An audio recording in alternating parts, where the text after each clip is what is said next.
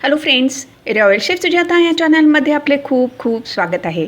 आज आपण 29 जुलै 2026 गुरुपौर्णिमा. अजूनही वेळ गेलेली नाही. 5 दिवस स्वामींची सेवा करून आपल्या सर्व मनोकामना पूर्ण होतील. ते कसे ते आपण ह्या व्हिडिओमध्ये बघणार आहोत. जर आपल्याला रॉयल शेफ सुजाता हे चॅनल आवडले तर सबस्क्राईब करायला विसरू नका. बेल आयकॉनवरती क्लिक करा, लाईक करा, शेअर करा. कॉमेंट सेक्शनमध्ये आपले मत लिहायला विसरू नका. 29 जुलै 2026 बुधवार या दिवशी गुरुपौर्णिमा आहे. आपण आपल्या गुरूंसाठी म्हणजेच श्री स्वामी समर्थ यांच्यासाठी 5 दिवसांची 25 जुलै 2026 ते 29 जुलै 2026 सेवा कशी करायची. 5 दिवसांची सेवा करताना रोज सकाळी किंवा संध्याकाळी 1 ते 21 श्री स्वामी समर्थ यांचे श्री स्वामी चरित्र सारामृत वाचन करायचे आहे किंवा 1 माळ किंवा 11 माळ श्री स्वामी समर्थ ह्या मंत्राचा जाप करायचा आहे किंवा तारक मंत्राचा 11 वेळा रोज जाप आपण करायचा आहे. ह्याची संपूर्ण माहिती आपण ह्या व्हिडिओमध्ये दिलेली आहे. स्वामी असे म्हणत नाहीत की तुम्ही तुमचे कर्तव्य सोडून दिवसभर माझी सेवा करा. स्वामी आपल्या सर्व अडचणी समजून घेतात. त्यांना आपल्या जीवनाविषयी सर्व माहिती आहे. आपल्या जीवनामध्ये काय काय अडचणी आहेत किंवा पुढेसुद्धा काय अडचणी येणार आहेत. पण एक गोष्ट लक्षात ठेवा, आपण गुरु मानून त्यांची सेवा केली तर आपल्या मनाला खूप शांती मिळते व त्या सेवेचे खूप लाभसुद्धा आहेत. कोणते लाभ आहेत ते सुद्धा आपण पुढे सविस्तर बघणार आहोत. आपण फक्त रोज सकाळी किंवा संध्याकाळी पुढे दिलेली सेवा मनोभावे करा. आपण संपूर्ण दिवसभरामध्ये 10 ते 15 मिनटं वेळ काढू शकता किंवा काही वेळ आपण काढू शकता. आपण 25 जुलैपासून ते 29 जुलैपर्यंत फक्त थोडा वेळ काढायचा आहे व ही प्रभावी सेवा करायची आहे. 25 जुलै रोजी श्री स्वामी समर्थ यांच्या मठात जाऊन एक संकल्प करा की मी रोज थोडा वेळ मनोभावे सेवा करीत आहे व आपली मनोकामना स्वामींना सांगा. स्वामींच्या मठामध्ये जाताना एक नारळ, फूल, खडीसाखर बरोबर घेऊन जा व स्वामींच्या मूर्ती किंवा प्रतिमासमोर बसून त्यांच्यासमोर नारळ, फूल, खडीसाखर ठेवून प्रार्थना करा व संकल्प करा की मी 25 जुलै ते 29 जुलै रोज काही वेळ सेवा करणार आहे. आपली मनोकामना लवकरच पूर्ण होईल. स्वामी आपल्या भक्तांना कधीसुद्धा निराश करीत नाहीत. ते नेहमी भक्तांच्या अडीअडचणीला धावून येतात. आपण श्री स्वामी समर्थ यांची सेवा 3 प्रकारे करू शकता. पहिली सेवा, श्री स्वामी समर्थ यांची सेवा करताना आपण श्री स्वामी समर्थ यांचे श्री स्वामी चरित्र सारामृत 1 ते 21 अध्याय पठण करायचे आहेत. ही सेवा अत्यंत प्रभावी सेवा आहे. आपण रोज श्री स्वामी चरित्र सारामृतचे 21 अध्याय पठण करायचे आहेत. मग आपण ही सेवा सकाळी लवकर उठून स्नान करून करू शकता किंवा संध्याकाळी दिवे लागण्याच्या वेळीसुद्धा करू शकता. फक्त एक गोष्ट लक्षात ठेवा, दुपारी 12 ते 12:30 ह्या वेळेमध्ये ही सेवा करू नये. तसेच आपले जेवण करून लगेच सेवा करायला बसू नये. आपण रोज 21 अध्याय पठण केले की आपले 1 पारायण पूर्ण झाले. असे आपल्याला 5 दिवस पठण करायचे आहे म्हणजे आपले 5 पारायणं होतील.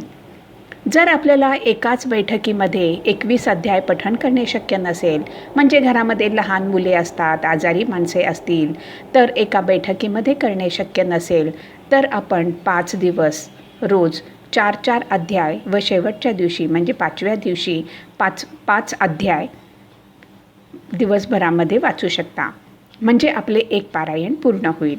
आपण नोकरी करीत असाल किंवा व्यवसाय करीत असाल किंवा अजून काही कारणाने आपल्याला दिवसभरामध्ये घरी सेवा करणे शक्य नसेल तर आपण ऑफिसमध्ये किंवा कामाच्या ठिकाणी वेळ मिळेल तेव्हा सेवा करू शकता. पण प्रवास करताना ही सेवा करू नये. शक्यतो शांत ठिकाणी व मन एकाग्र होईल अशा ठिकाणी सेवा करावी. दुसरी सेवा, आपण श्री स्वामी समर्थ यांची सेवा करताना श्री स्वामी समर्थ या मंत्राचा पाहिजे तितका रोज 5 दिवस जाप करू शकता किंवा प्रभावी तारक मंत्राचा सुद्धा रोज 5 दिवस जाप करू शकता. आपली जशी इच्छा असेल त्याच्याप्रमाणे आपण ही सेवा करू शकता. आपल्याला 5 दिवसांची सेवा करताना रोज 11 माळा श्री स्वामी समर्थ ह्या प्रभावी मंत्राचा जाप करायचा आहे. तिसरी सेवा, आपण रोज तारक मंत्र म्हणू शकता. आपण 5 दिवस तारक मंत्राचे पाहिजे तेवढे जाप करू शकता. श्री स्वामी समर्थ ह्या प्रभावी मंत्राचा जाप करताना किंवा तारक मंत्राचा जाप करताना एका ग्लासमध्ये पाणी भरून ठेवा. मग मंत्रजाप सुरू करा. मंत्रजाप झाल्यानंतर ते पवित्र पाणी घरातील व्यक्तींना तीर्थ म्हणून द्या किंवा घरातील पिण्याच्या पाण्यामध्ये मिक्स करा. त्यामुळे शारीरिक रोग बरे होण्यास मदत मिळते व शांती मिळते व घरामध्ये सकारात्मकता येते. आपल्याला जेवढी जास्त सेवा करणे शक्य आहे तेवढी आपण सेवा करायची आहे. सेवा करताना फक्त एक नियम अगदी कटाक्षाने पाळावायचा आहे. तो नियम म्हणजे मांसाहार टाळायचा आहे. बाकी काही विशेष नियम नाहीत. आपण मनापासून स्वामींची सेवा केली तर स्वामी आपल्या सर्व मनोकामना पूर्ण करतील. सेवा सुरू करण्याच्या अगोदर आपल्याला एक संकल्प करायचा आहे.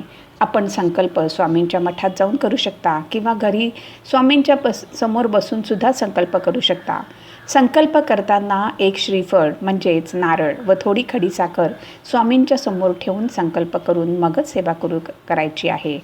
आता आपण बघूया संकल्प कसा करायचा.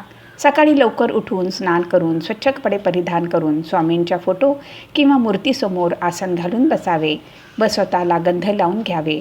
एका तांब्याच्या भांड्यामध्ये पाणी घ्यावे व तामण व पळी घ्यावी.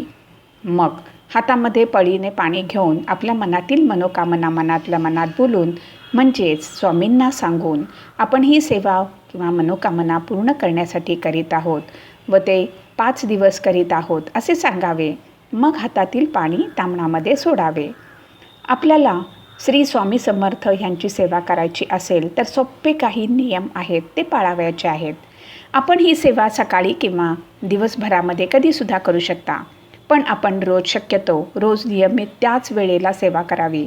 जर सकाळी स्नान झाल्यानंतर करणार असाल तर रोज सकाळीच करा किंवा संध्याकाळी दिवे लागण्याच्या वेळी करणार असाल तर संध्याकाळी करा. रोज वेळेमध्ये बदल करू नका. सेवा करताना स्वामींच्या फोटो किंवा मूर्तीसमोर बसून दिवा व अगरबत्ती लावून आसन घालून बसावे. आपले आसन कोणालासुद्धा वापरायला देऊ नये. सेवा सुरू केली की मांसाहार करू नये. आपण आपल्या घरातील व्यक्तींना पाहिजे असेल तर बनवून द्यावा, पण स्वतः सेवन करू नये. आपली सेवा पूर्ण करून मगच बनवावा. सेवा करताना मासिक पाळी आली तर 4 दिवस सेवा करू नये.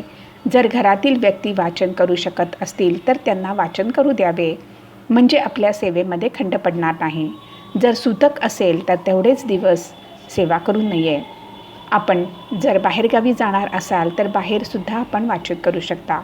सेवा करताना शुद्ध विचार ठेवावे. कोणाचीसुद्धा निंदा करू नये. घरातील वातावरण आनंदी ठेवावे. त्यामुळे घरामध्ये सकारात्मकता येते. श्री स्वामी समर्थ यांचा मंत्रजाप केल्याने किंवा त्यांचे नामस्मरण केल्याने त्याचे काही महत्त्वाचे लाभ आहेत. ते कोणते आहेत ते बघूया. प्रारब्धाची तीव्रता कमी होते. मन शांत व आनंदी राहते. सेवा केल्याचे समाधान मिळते. आपली वास्तू शुद्ध होते व वास्तू दोष असेल तर निघून जातो. प्रारब्ध भोगण्याची क्षमता वाढते. घरामध्ये सात्विकता वाढते व घरातील वातावरण चांगले राहते. सांसारिक अडचणी कमी होतात किंवा दूर होतात. घरातील व्यक्तींमध्ये प्रेम भाव निर्माण होतो. घरामध्ये भगवंताचा वास राहतो. काळजी मिटून भीती जाते. संकटाला सामोरे जाण्याची शक्ती मिळते. आपल्या स्वभावामध्ये बदल होतो व सकारात्मकता येते. आपल्या सद्गुणात जलद गती येऊन वृद्धी होते. साक्षात सद्गुरूंचा हात आपल्या मस्तकी असतो. फ्रेंड्स, जर आपल्याला रॉयल शेफ सुजाता हे चॅनल आवडले तर सबस्क्राईब करायला विसरू नका. यापुढे सुद्धा आपण अशीच उपयुक्त माहिती बघणार आहोत. धन्यवाद.